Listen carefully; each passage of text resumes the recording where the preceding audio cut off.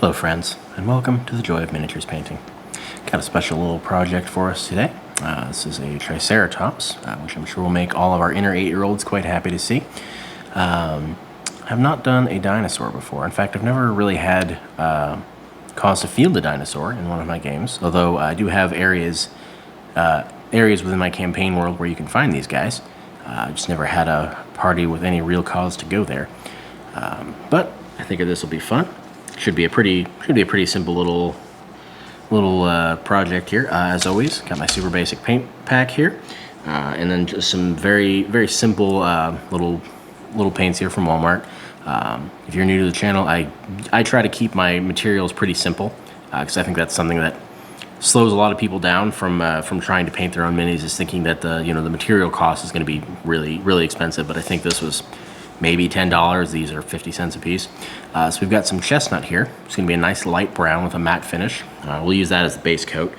And then over top of that, I've got two different greens here. I have an arbor green and then an English ivy green, which is kind of an olive green, really. So those are going to be all of our primary colors for this project. And then I also have toasted marshmallow, which I've used a couple times before. I'm going to use that for the horns, I think. That's really good for bones and spikes and that kind of color. And then I also have a candy apple red here that I think I'm going to use for the eyes and maybe in the mouth here, just to give it a little splash of color, a little change up.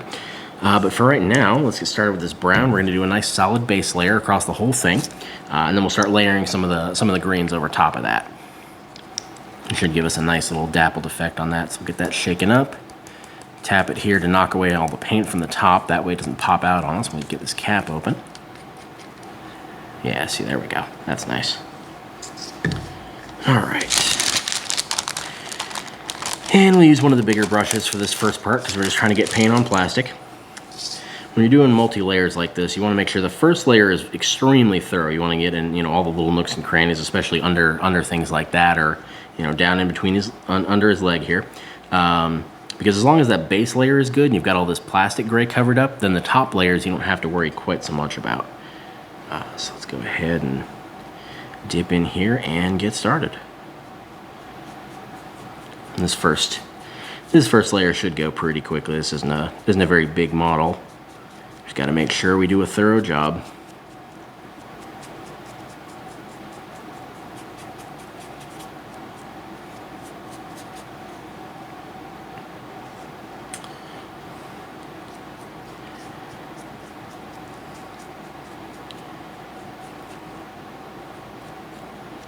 Yeah, so I actually have a couple places in my campaign setting, primordial jungles where you might be able to find dinosaurs, but I've never had a group thoroughly explore any of them. The Navarin Saga, if you've heard some of my other videos, you might have heard that name.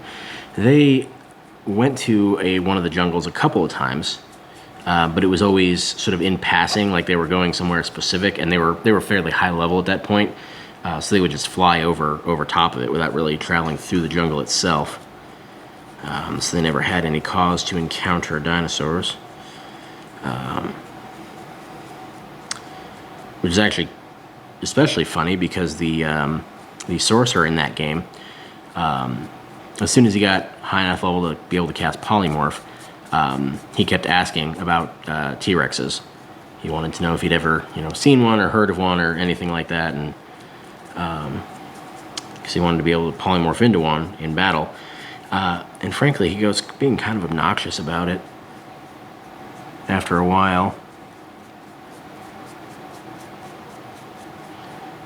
So I thought it was kind of funny when they finally did go to the jungle where he might have found one, and they didn't really poke around or have any time to explore thoroughly. Maybe a little petty of me.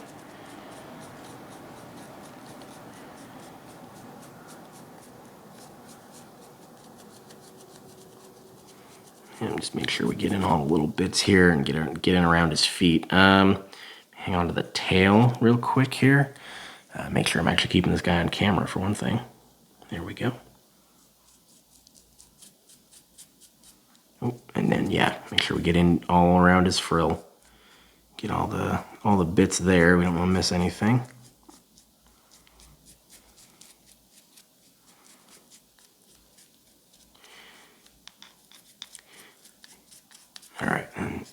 nice thorough job on his front legs.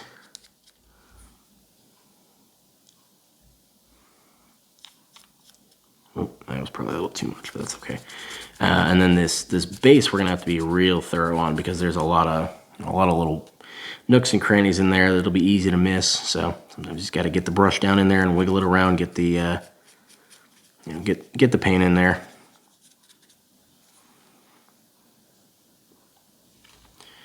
All right. I'm gonna try to get the base painted up real quick here, so hopefully it'll dry and that'll give me something to hold on to as we progress further back.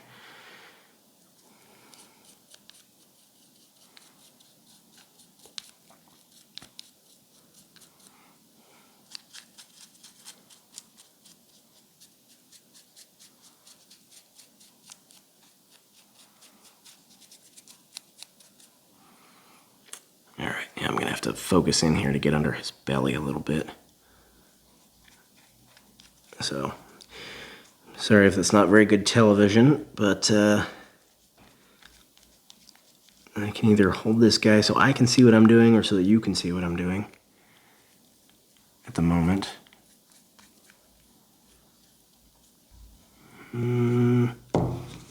Alright, let me make sure. Nope, I missed a few spots in there under his leg. Okay, that should be good. Should be able to proceed onward now.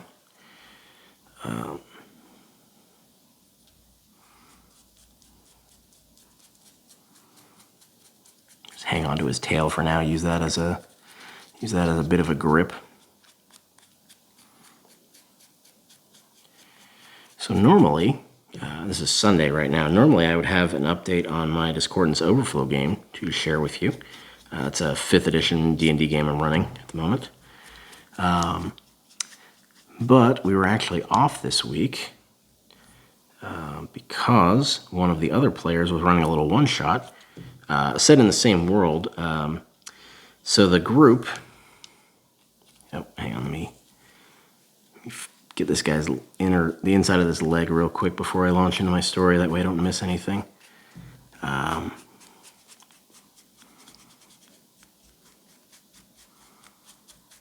we go. Oh, actually, I suppose I have another bit of the story to share. So on the Ooze Monster video, which by the time this comes out, that'll have been 2 weeks ago, I think. I was recapping the last Discordance Overflow game, and one of my players today pointed out that I missed a whole section, mostly because it was over so quickly that I just kind of jumped ahead to the part where they were traveling through the swamp. But we left off the session before that with them having spoken with the Prime Designate. Oh, got a whole chunk of rock in there I got to paint up here. Them having spoken to the Prime Designate, who did his usual line of, maintain your current position, units have been dispatched to your location. Except this time they actually hung out and waited. Before, up until this point, anytime that had happened, they'd kind of kept moving on. And they'd received word from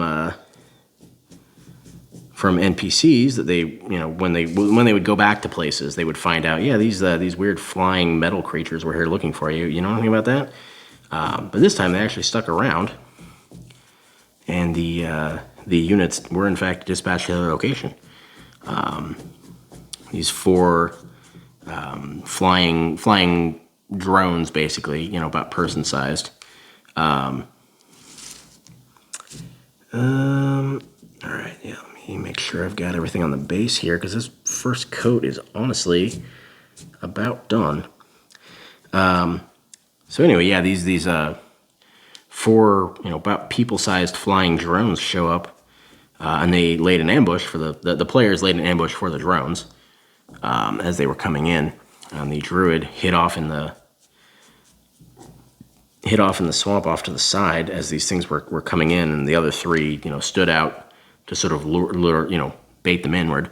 And they tried talking to it, the drones. Of course, they were talking to the Prime Designate through the drones, who insisted that they needed to do their duty, return the Codex to Harmony, and that, you know, the drones would escort them to Harmony right now. The players refused. One of the drones moved forward to try to grab one of them.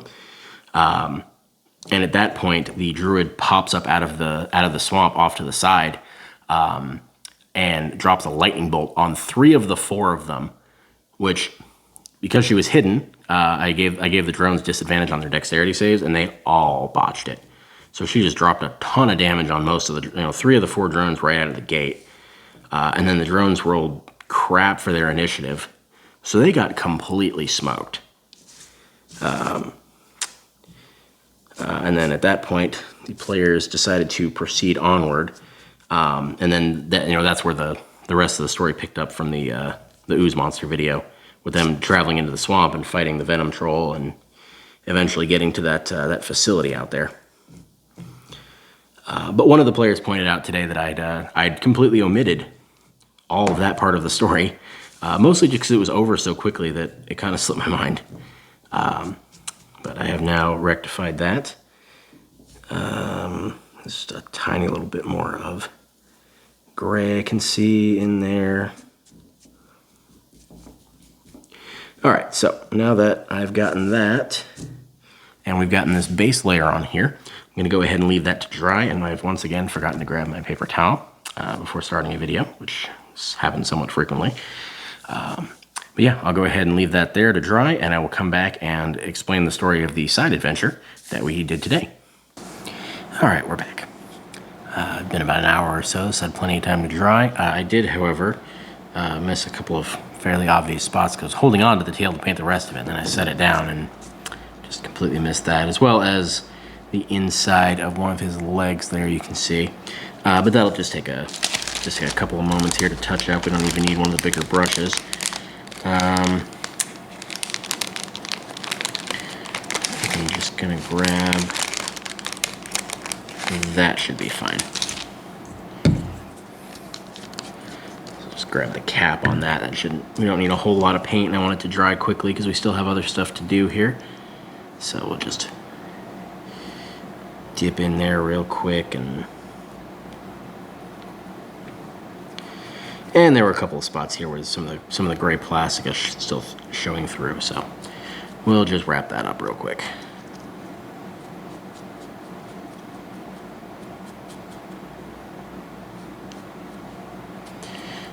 But I was going to tell you about the side adventure we had today. Although I realized as I was... Yeah, we've got a little bit of touch-up to do here. I did realize I left out another important detail of that, the other part of that story. So they destroyed they had four drones. They destroyed 3 of them, and they managed to wrangle the other one. Basically grab onto it and pull some wires to disable it. And our cleric performed some creative surgery maintenance on it. Basically wiped its hard drive and broke its connection to the network. And then adopted it. So you might remember she's already got one of those that she picked up in a dungeon that they ran earlier, that they ended up blowing up, but that is a story for another time. Why are you being difficult? Might be because I'm just trying to use the cap here. There we go. Alright, so we're going to set that down and put the brown up. Yeah, now she's got a second one that she's managed to tame. So their army is growing, and that's actually the source of the side adventure we had today. Because Ooh had her drone that she'd acquired, and then the group has a donkey that they bought to pull a cart. His name is Philip, and then the druid. Let me go ahead and grab my next brush here while I'm telling the story. So I think Now that we've got that brown base layer, we're going to start with some of this arbor green, and then we're going to do another top layer of the English ivy. And these are just going to be very light coats because we still want some of that brown showing through, but I want to get it kind of a sort of a mottled mixed effect. And I think this green is actually a little bit darker than normally. When you do layering, you want the darkest color to be on the bottom and the lighter layers to be up top, but I think that the brown would not look very good over top of the green, but I think the other way around should look pretty good, so we're going to do that. Is this the brush I want to use for this? Yeah, I just have to be careful because I want those some of these smaller brushes to be able to do detail work later. And I think if we do this light enough, it should dry very quickly. Yeah, see, just a little tiny bit on that brush, and then we're going to do a really light coat over top. So just want to get a tiny, that's probably too much even. Let's get a tiny amount of paint on that brush and very quickly brush it across because you want that paint to spread out. You don't want it to settle down in too much. But anyway, so they've got Ooze Drone, which is called, who she named Nurse. And then they've got Philip, the donkey, and then the druid found a ferret, basically just living in an alleyway somewhere that she recruited using Speak with Animals. Basically just offered him food and shelter in exchange for companionship. Come on, just need a little bit, and I need enough to at least be noticeable.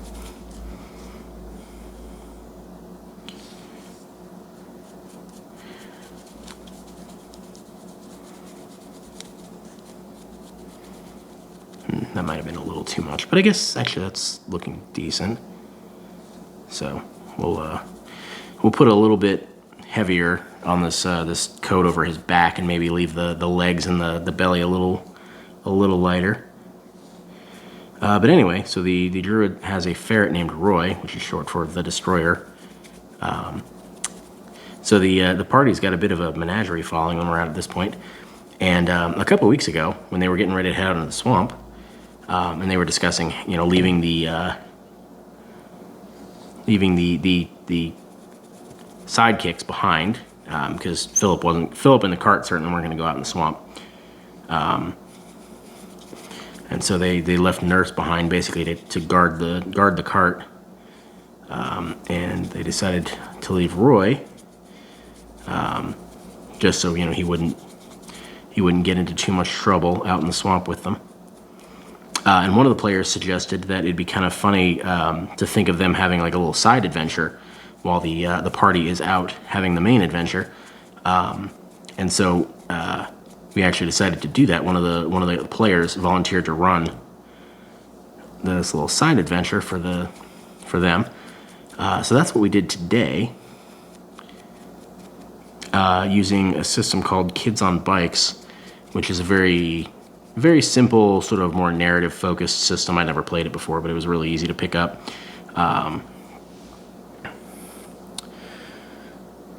Yeah, okay, I think we got a decent start here. Yeah, I think I'll just have that green be like over top of the back here, and we'll leave the belly as that brown, and maybe like the inside of the legs, and then I'll just do some super light touch-up, or not touch-ups, but super light highlight layer with that English ivy.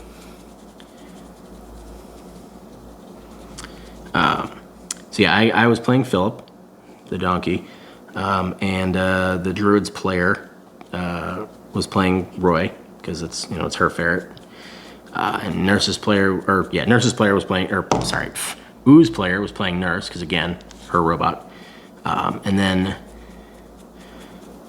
it was Azar, our bard player, was running the game, and then the monk rolled up a temporary character, who was a giant swamp rat, basically,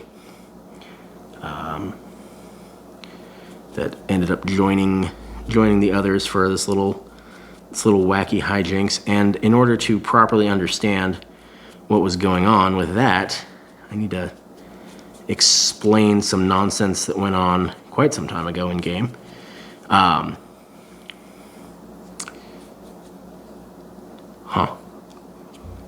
That's an interesting interaction there. I don't know why that paint is coming out so light.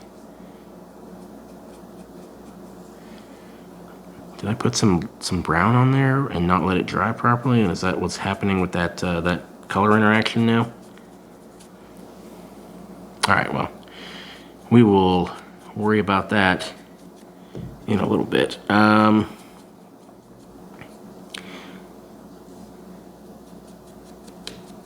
So they, oh, let me actually keep this where it's kind of visible. Okay, so yeah, I'm liking that. I like the contrast between the top and the belly color. And then let's go ahead and get this. Let's get some of the interior leg here painted, because I don't want it to be...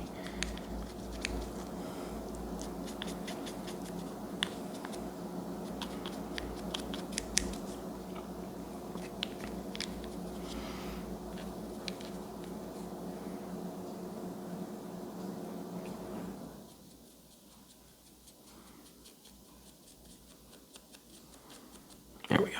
Just a little bit more over here. Oh, but anyway, so they, quite some time ago, they encountered this this farming community called Sorrow. That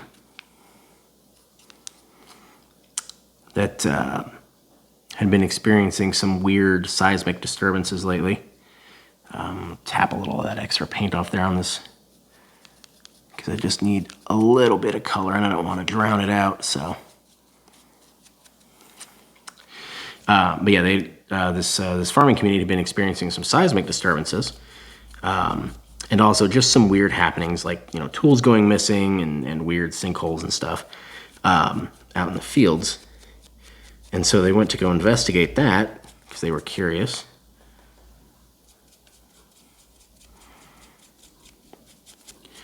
And they encountered some. They encountered some of these disturbances. They didn't see any sort of creatures or anything, but they started trying to figure out what the heck was going on. And somewhere along the way, they hit upon the idea of. Let me get his face painted up here real quick. I don't know why I'm painting the horns, because we're going to go back over that with some of that toasted marshmallow later on. Yeah, that's starting to come out pretty nicely. Oh, need a little bit more on his neck there.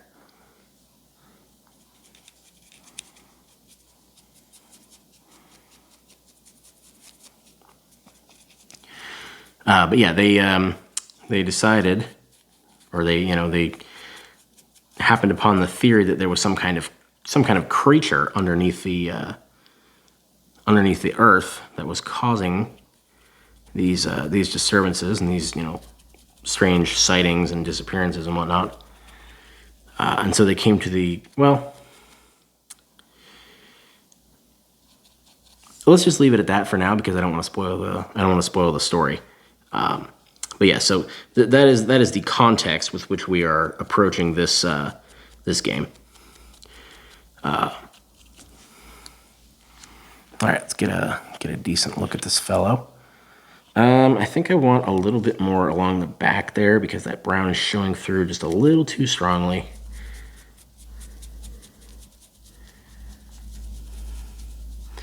And this way, yeah, if we get a nice thorough coating of the green up here, and then it'll kind of fade out as it goes down towards the belly. So I think I want to do a really solid layer of the green across his back. Make sure we don't have any of that brown showing through.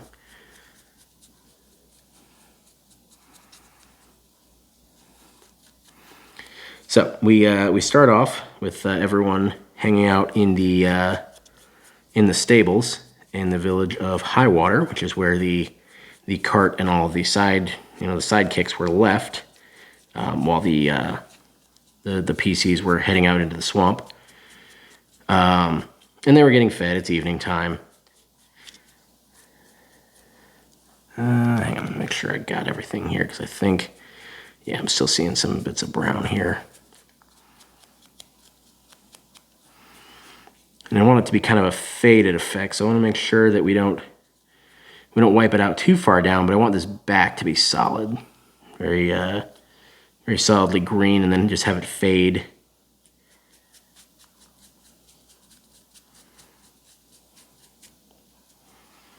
So let's go ahead and dip into the main bottle here and really get that on there.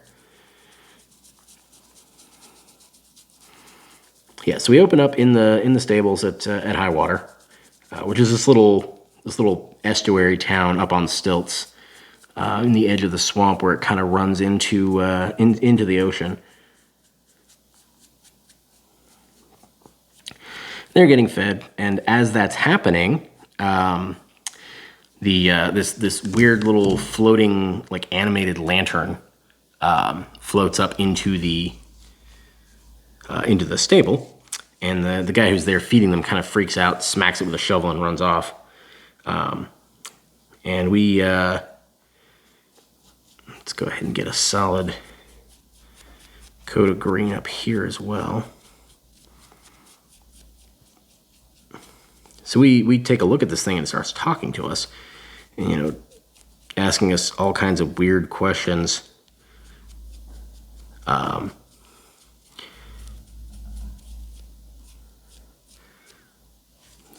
Yeah, how's that look? Get some more in on his face here.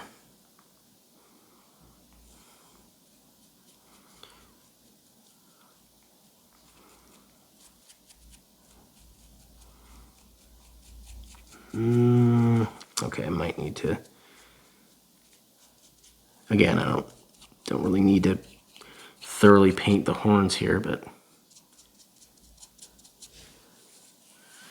I do need to get in between. There we go. And I might need to go back through and hit some of that under his chin, because I don't want the, well, actually, I suppose if we were more thorough about that, let's just get all of his head with this green.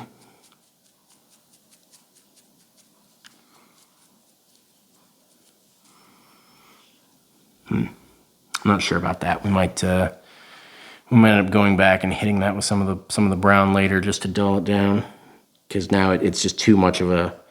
There's not enough of a gradient there. It's just like a complete drop off.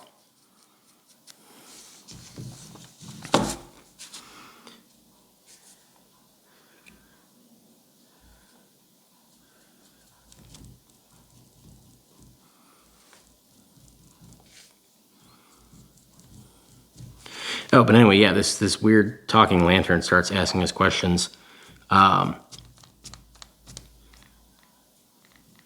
Like really, really weird, nonsensical questions.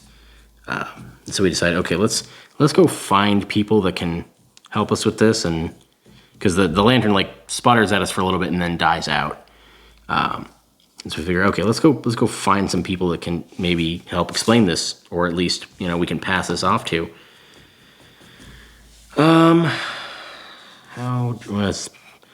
That's not going to be very dry across the back there. So I think we're going to go ahead and call that for now and let that green completely dry, and then we'll come back over with some of the ivy green. Well, here, let me get in there under his fur a little bit and make sure I get that green in there nice and solid.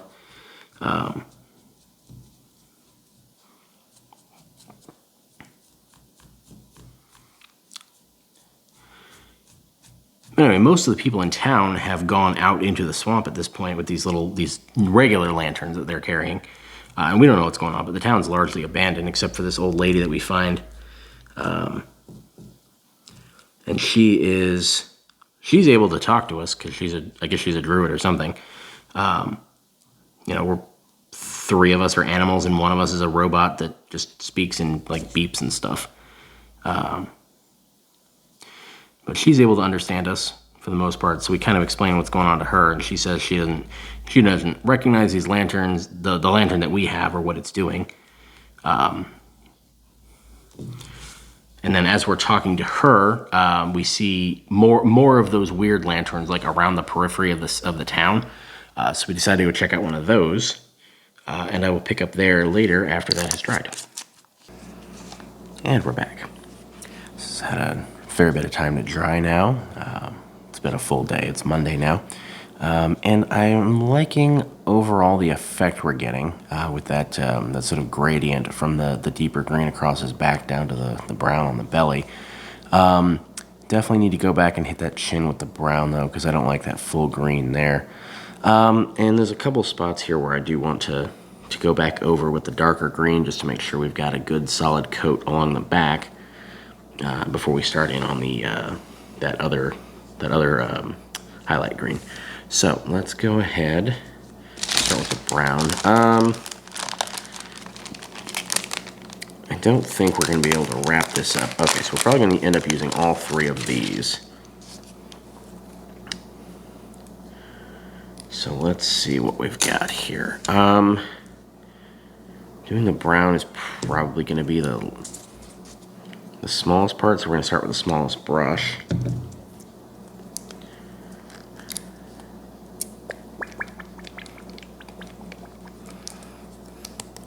Also, apparently I'm going to have to start being more careful because I was being very enthusiastic with this yesterday. I was finding brown paint spots on my microphone stand, which is up here. It's not even on camera. That's how far off it is.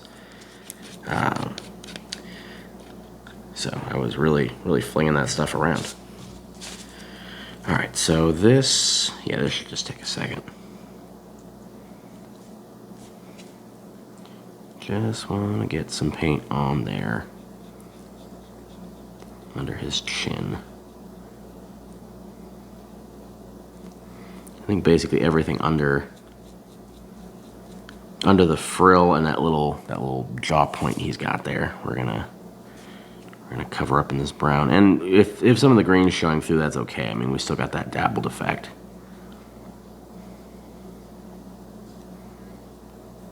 So it doesn't have to be super thorough, but I at least want to get up here.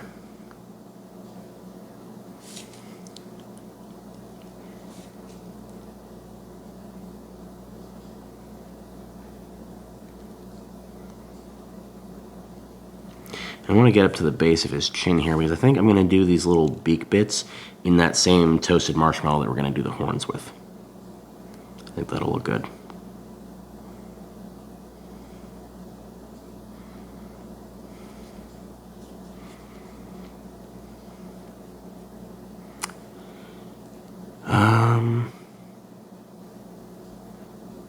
Oh, but yeah, I was telling the story about our little side adventure with the menagerie. So yeah, there was this weird floating lantern in the stables, and it started. I got some on the flank here too, where we should probably just try to keep the gradient as best we can.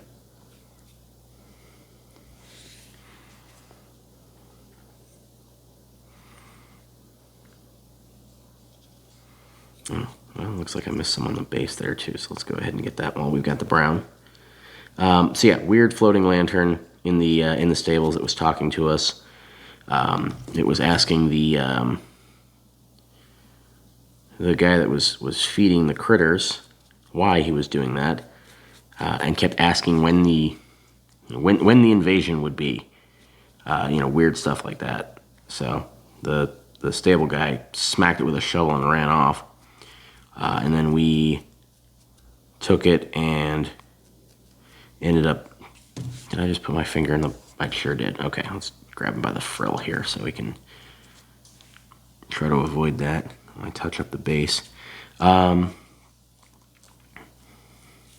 we ended up taking that to some lady that could actually understand us. And then we found, she also fed us, which was kind of nice.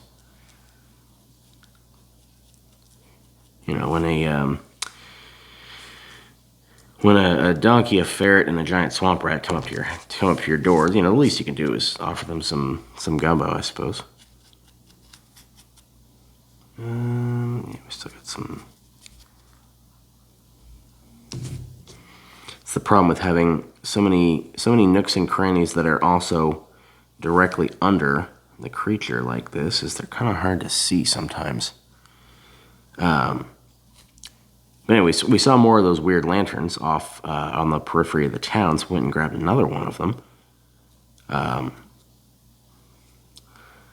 this one started asking why humans keep cucumbers in jars. Or specific, I think, in imprisoning the cucumbers was how he phrased it. Which took us a second, took us a second to realize he was talking about pickles. Not that that really shed any light on the situation, but at least we understood what he was, what the voice was rambling about. And at that point, the ferret and the swamp rat decided they were going to go find some pickles because that sounded like a good idea. So I, as the donkey, and our drone. Well, I think the drone spotted another one of these lanterns that was actually like carrying someone off in like a little bubble.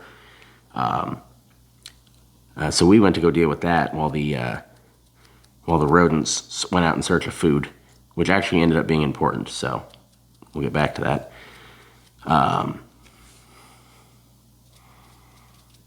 Okay, I think we're good on that for now. And maybe I'll try to knock some of the extra paint off of that. I'm going to try to be greedy with my brushes here because I'd like to be able to get all the rest of this stuff done here in one go, which means I'm going to need to do some more touch-up on the... Would that be a better option? I'm going to do some more touch-up on the green, which I'm going to do right now. Which honestly, I probably should have done that first so I had more time to dry, but wasn't thinking that far ahead. So we'll grab this arbor green, and this shouldn't take much. Oh, see, that's why we do the tap thing.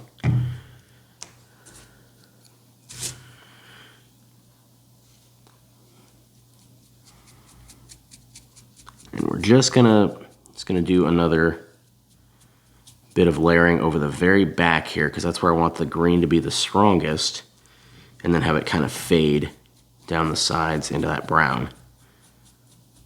So I just want to put some right here to sort of reinforce that. Maybe a little bit more over the frill here.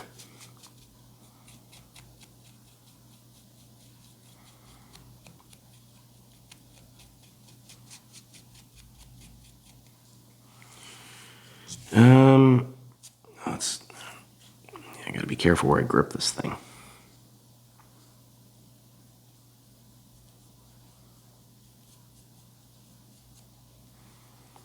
Especially make sure we get in between the horns up front here.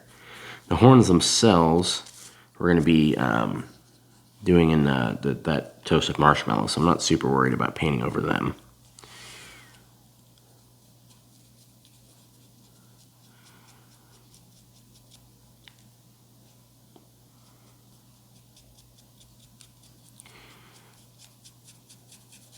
Oh, but so the donkey and the drone go rescue this person who's being carried off, and he doesn't know what the heck's going on. He was just minding his own business. He grabbed one of the lanterns thinking it was a normal lantern, and then it picked up and started trying to fly off with him. And the lantern started babbling about us, calling us surface dwellers, which, if you remember, I was referencing the weird seismic disturbances around Sorrow in the main game, and how some of the players had been theory crafting about what that was about.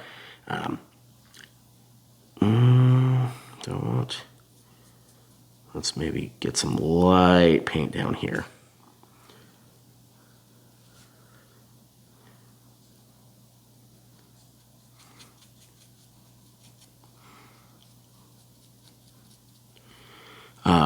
And so as soon as we heard this thing called surface dwellers, me and the monk player sitting across the table from each other, and we both look at each other and says, "Oh God, it's the mole people," because that was the conclusion that some of the players had come up with about the seismic disturbances and the stuff going missing, is that there were like mole people underneath the ground that were coming up to attack the farming community. And so, of course, out of character, that was the first thing we all came to there. There was a spot on one of these legs. Here we go. I think it was up front here.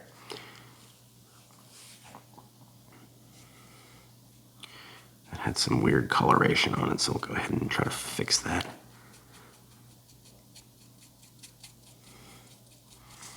Okay, so I think we're good on the green, and that's, well, okay, I guess it's pretty well set for now.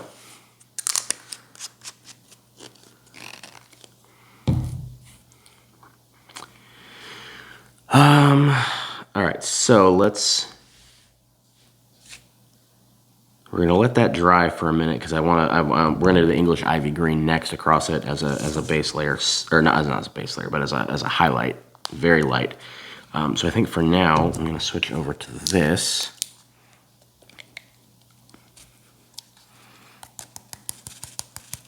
And if you didn't see the purple room video, this is toasted marshmallow, which is a really nice sort of off-white color. It's really good for bones and spikes and horns and that kind of thing. But yeah, so this thing started calling us surface dwellers and spouting all kinds of nonsense at us. So and then it went offline, so we didn't get any more information out of it. While we're doing that, the ferret and the swamp rat, Roy and Odie, I think was the rat's name. Okay, there we go. So let me get a good grip here. I'll start slapping some of that on the horns here. And this might end up taking more than one coat because it's got that much darker color underneath it.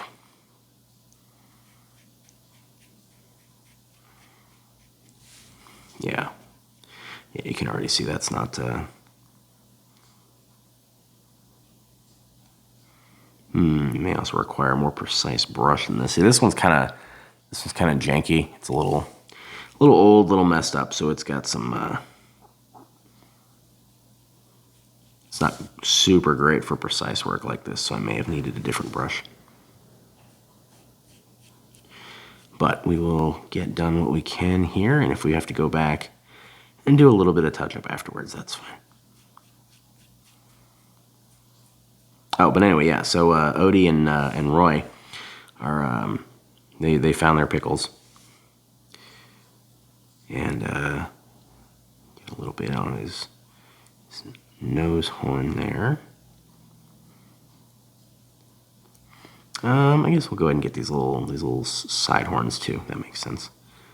Yeah, I think we're definitely gonna need to go back with a small brush and do some green touch up there. But that's okay. Just make sure we get the underside of the horn too. Goodness.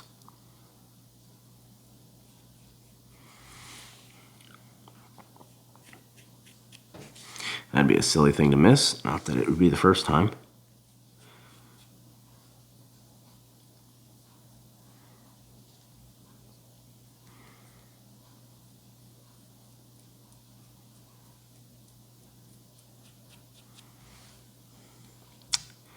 Oh, but they are making their way back towards us, and one of them spots, I'm pretty sure it was Roy. Yeah, because she was the one getting attacked.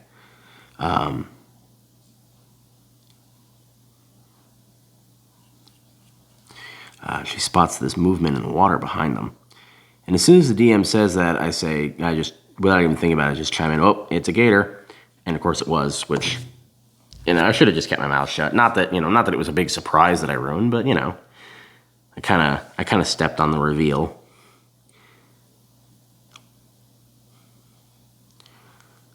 I DM so much and don't play super frequently, so it's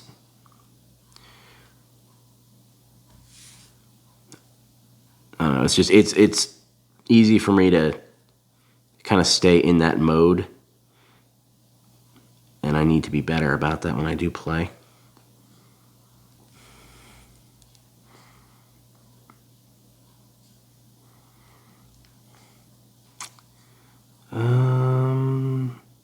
Okay, well,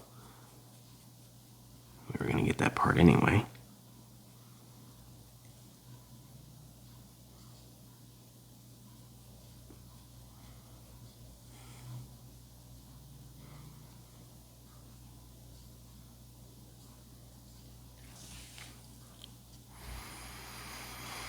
I'm not super thrilled with that, honestly. May go over and do like a little bit of brown or maybe some green just to give it that sort of lighter cast, but not that really bright. Well, I guess it's not bright, but you can see what I'm saying. Like it's a little too light compared to the rest of his face, whereas the horns I think look good like that, but the beak maybe not so much.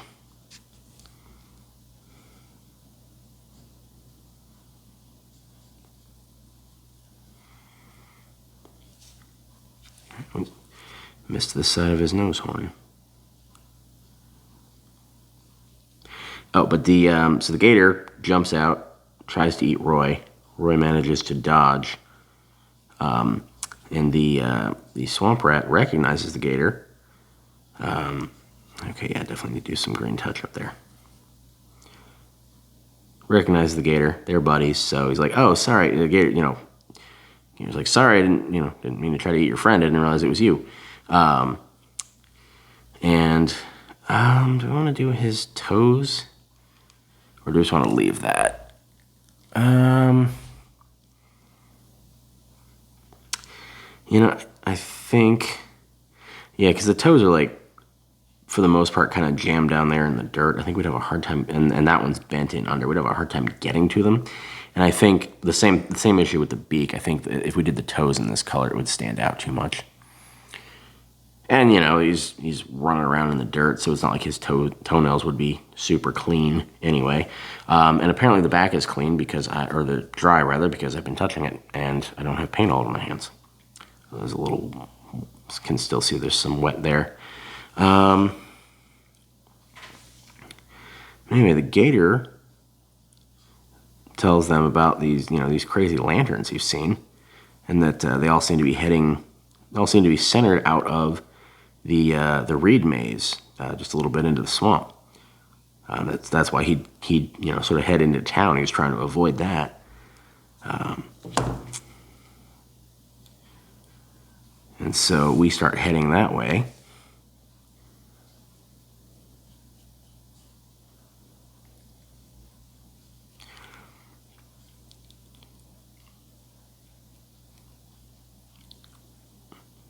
And of course the reed mazes.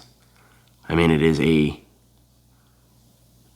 giant maze of reeds, and that's why it's called a reed maze, obviously. But it doesn't slow us down very much because, of course, we have a flying robot, which the DM knew. I mean, he said he didn't even bother mapping out the maze because he figured we were just gonna, have Nurse hover up over top and sort of guide us, which is exactly what happened. Although we did spot another of the floating lanterns with another person, so we jumped it and let her go, and then guided her back out of the maze while the rest, Nurse guided her back out of the maze while the rest of us were going forward. Okay, we're gonna leave that for now, and I may do just like a little touch of brown over that later, just to dirty it up a little bit once we've gotten all of our coats done, and that color is nice and set, because I'm fairly pleased with that, but it looks a little too clean. We'll see how it looks once everything else is done. Okay, now I'm going to get into this English ivy green, and this is just going to be a super light highlight layer, just to throw some more color on there and have it be a cool looking mix. Yeah, see, that's a nice olive green. So we're gonna use that same brush because it's, we got the paint off of that, so that's not a problem. Yeah, Sorry, I had green paint on my finger, so I was making sure that it was in fact dry. All right, so we're gonna get just a tiny little bit on the tip of that brush, and we're just gonna throw some highlights.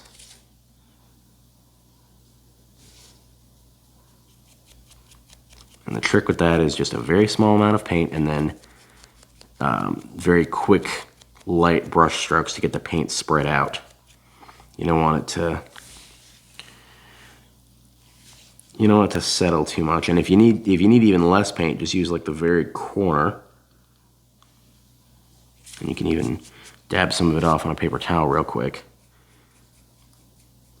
And just see, even that was probably more than I wanted.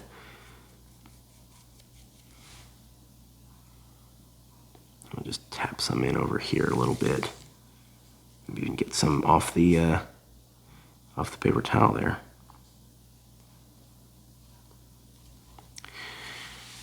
And just doing some little highlight colors. Doesn't have to be very thorough.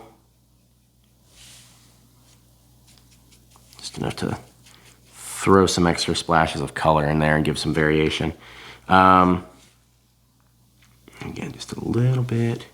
That's probably more than I wanted. We'll go ahead and start in on the back.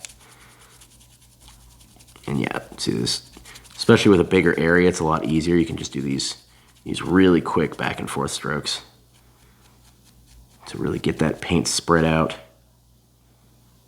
So we're gonna try on the legs here, so we just need a little bit. A little bit more.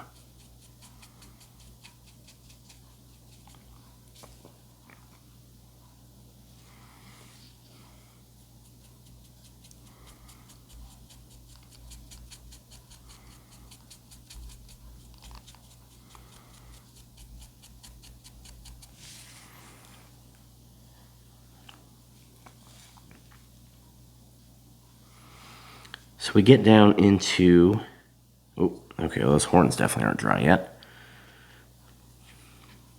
Let's start in on the back here.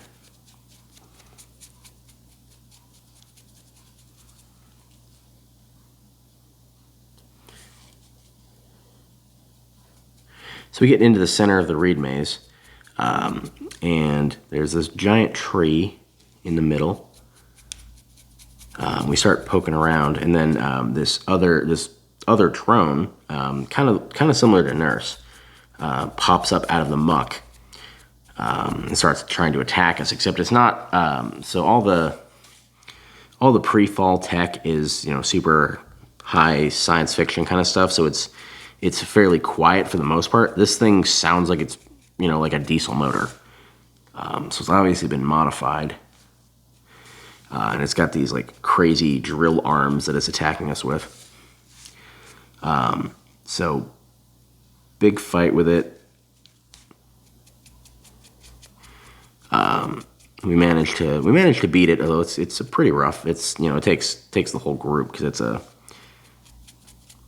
pretty hefty thing. Okay. I think we're gonna need more along the back here, but let's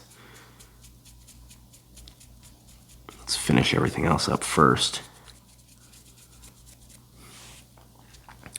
There, and you can see, actually you might not be able to see, I mean, it's a very subtle effect. Maybe even too subtle, like just looking at it off camera here. I might want to go a little bit heavier on that because, well, here, let's go a little bit heavier on the back and we'll see what that ends up looking like. And we can kind of do that same sort of faded effect where it starts strong and then gets lower as it goes down the sides.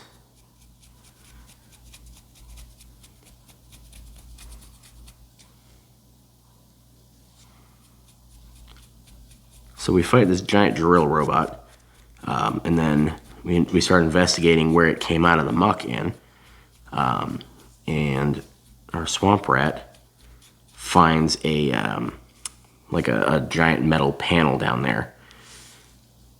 We start poking around with that, and it opens up a secret tunnel into the tree itself.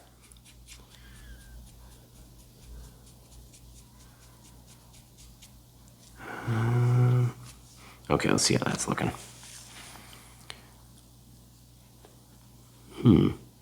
Those two greens might be too close together to get the kind of effect I'm looking for. Because I mean, I guess you can see little splashes of it here and there, but it's extremely subtle, which I guess isn't a bad thing necessarily. It's just not as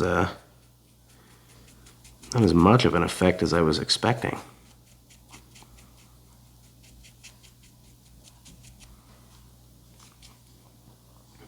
But I suppose that also means we can just go kind of. That might have been too much now, but we'll see.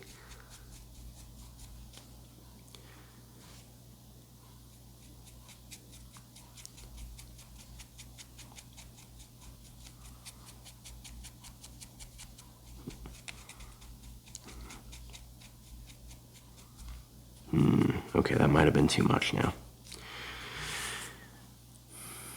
Well, we'll give that. Oh, well, heck.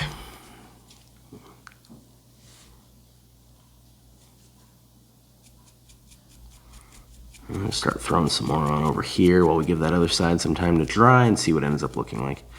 Anyway, so tunnel into the tree.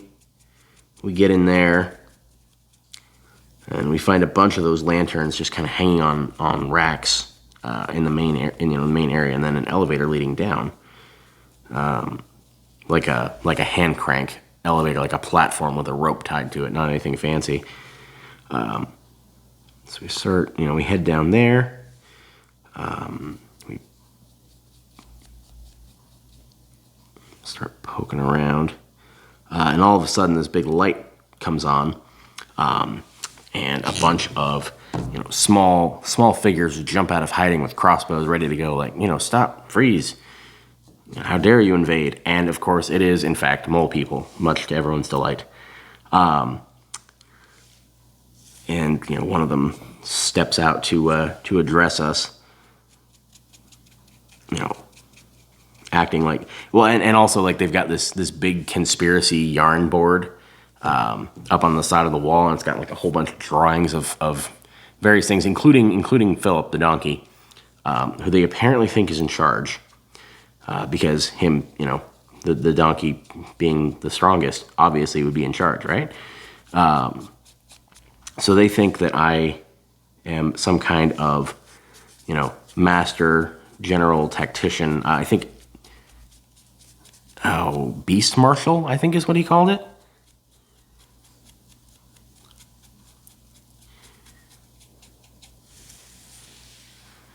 All right, let's take another look at this guy now. It is a very subtle effect, but I don't think it looks bad. Because we've got that darker green underneath, and then you can see like there's some little variations in there. It just kind of adds to the overall effect, I think. And then we've got this really nice fade onto the underside there, where you can even see like the color is not. We did a good job of except on the tail, which I think on the tail kind of makes sense. There would be more of a distinct line, but here it just kind of blends down into the underbelly color, which I think is going to look really good. So let's put up the green and switch back to that toasted marshmallow. Because hopefully those are dry enough. We can do another coat real quick.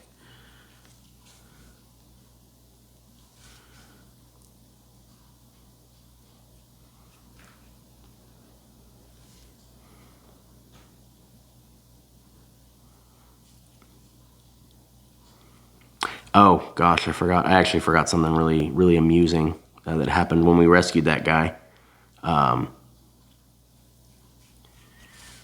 Because Oo's player playing nurse was talking to him and trying to figure out what had happened. Of course, he didn't know anything about the lanterns.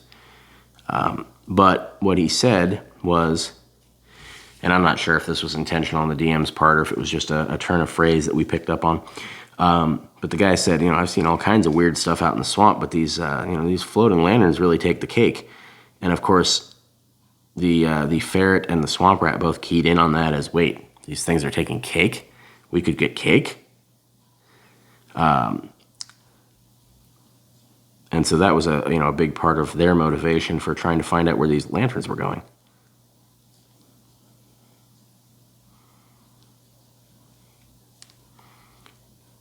Okay, let's see here.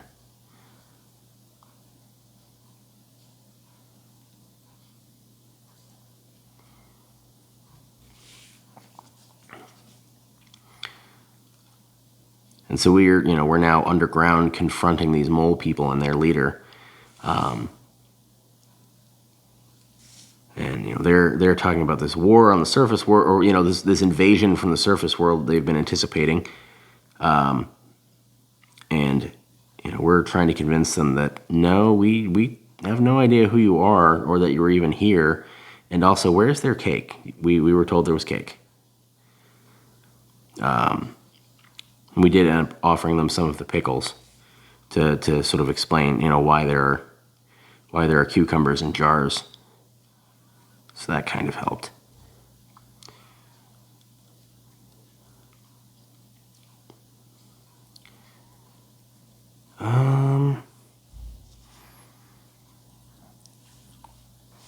All right, let's see if we can get a good look at that. I don't dislike the beak as much as I thought I was going to at first.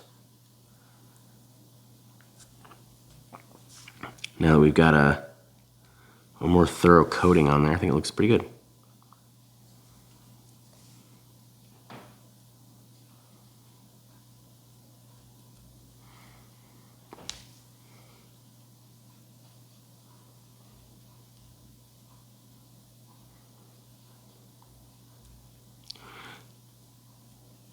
So anyway, we managed to talk down the mole people by, mostly being confused and offering them food. And they did not, in fact, have cake, but they did have brownies they shared with us, so that was kind of nice.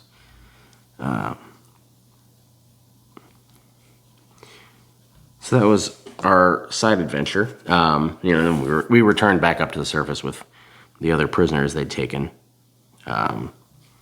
And everyone, all the humans were very confused. And obviously no one's going to believe any of this from any of them, because why would they? It's crazy. It was just a fun little side adventure with a new system. And we didn't really get into the system itself all that much because it was brand new to all of us. But Kids on Bikes seems like a fun little.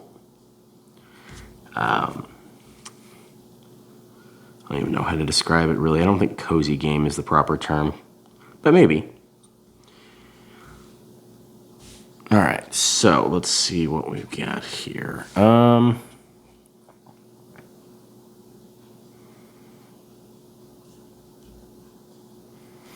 right, so I think we're good on those horns. So let me... All right, so we're gonna grab this red.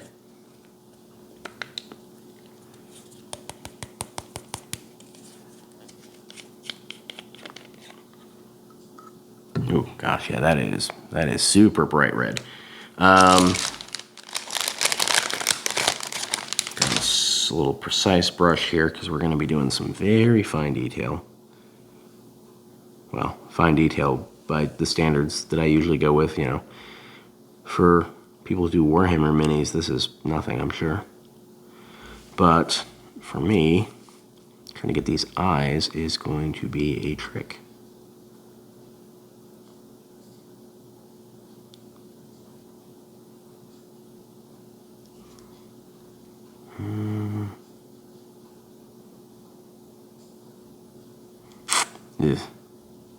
Yeah, it's not, I don't think this brush is precise enough for this.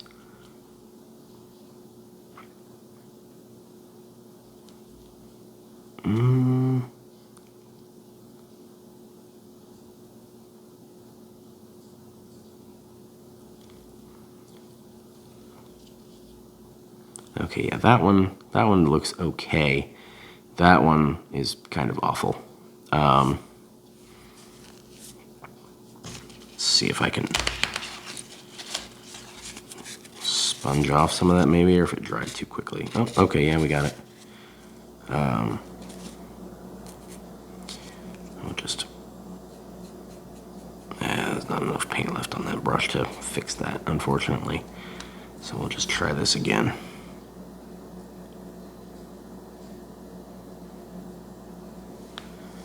That is probably too much paint.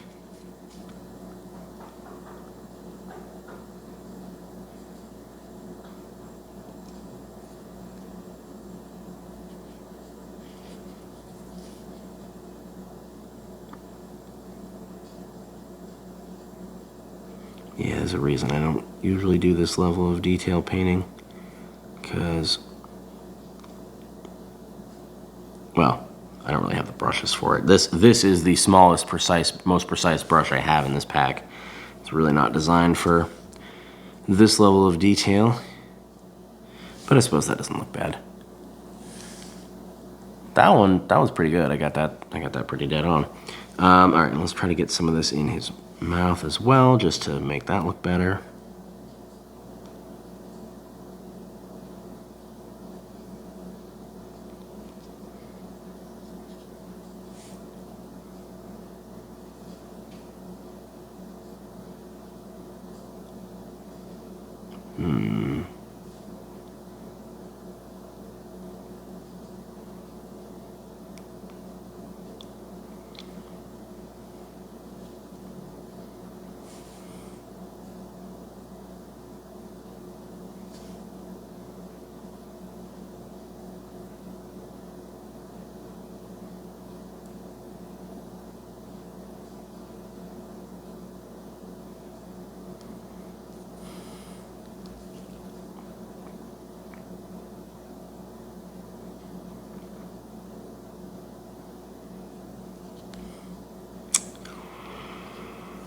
All right, well, definitely not my specialty.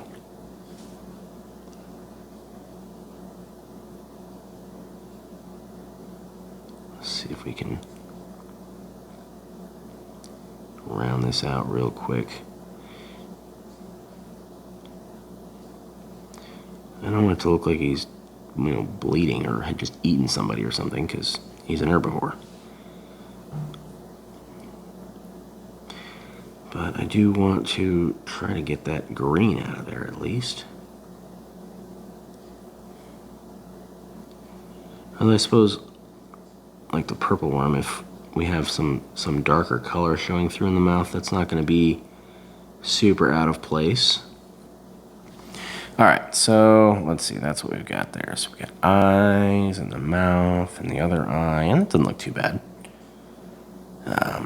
If I had more precise brushes, I could probably do a better job with that. But for the tools we're working with and the just kind of the general overall scale. Again, I'm not making minis for competition. These are not going to be, these are not being entered to be judged. They just want to look cool. I just want them to look cool, rather. So I've got something neat I can throw down on the field in front of my players, and I think we have accomplished that. Again, that green, that fade we got going on between the over color, the back color and the belly color looks really nice. We do have some interplay between those two green shades. It's a little subtle, but it just sort of adds to the overall effect. Like, I think the fact that the colors kind of blend together helps. In fact, hang on, that's gonna bother me. We got some spots there where the paint's being weird. I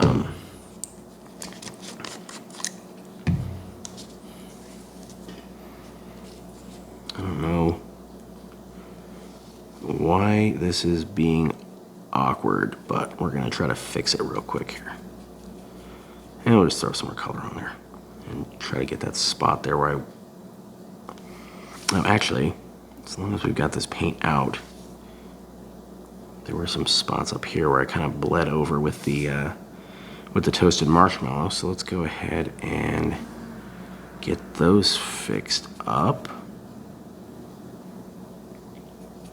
I'm probably just being nitpicky now.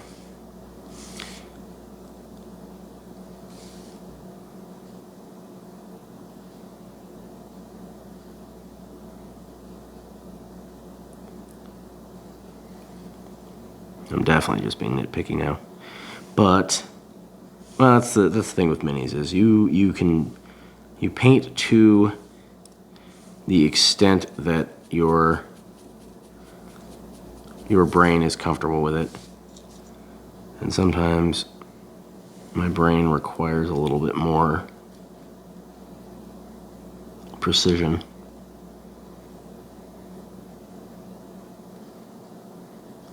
Okay, but there is a point where you need to say, okay, that's good enough, and okay, that's good enough.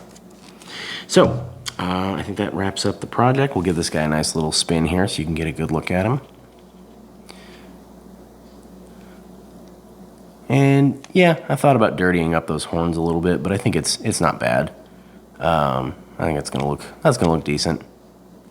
Might do a little bit with that beak, I don't know. But I think it's just fine for right now. So I hope you enjoyed this video. I hope that it inspired you to go out and paint some of your own miniatures to help your game out. If you did enjoy this, please like, subscribe, drop a comment, share the video with your friends. All hail the algorithm. Also, I do run games professionally over on startplaying.games. You can find the link for that down in the description. I also have a friend that makes nerdy t-shirts over on Etsy. The link for that will also be in the description. He's not a sponsor, it's just a friend, so I'm giving him a shout out. And I will see you next time.